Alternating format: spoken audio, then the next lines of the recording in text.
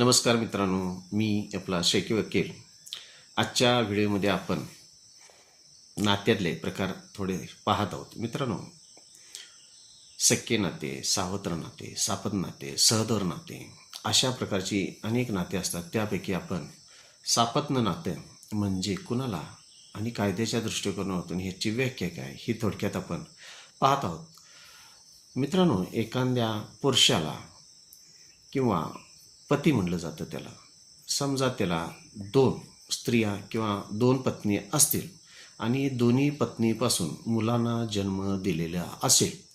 अशा मुलांना, पहिल्या पत्नीच्या मुलांना आणि दुसऱ्या पत्नीच्या मुलांना जन्म दिलेला असेल, तर त्या 2 पत्नींच्या मुलांच्यामध्ये जे नातं असतं त्या नात्याला सापत्न नातं असं कायद्याच्या आणि भारतीय संस्कृतीच्या दृष्टिकोनातून म्हटलं जातं.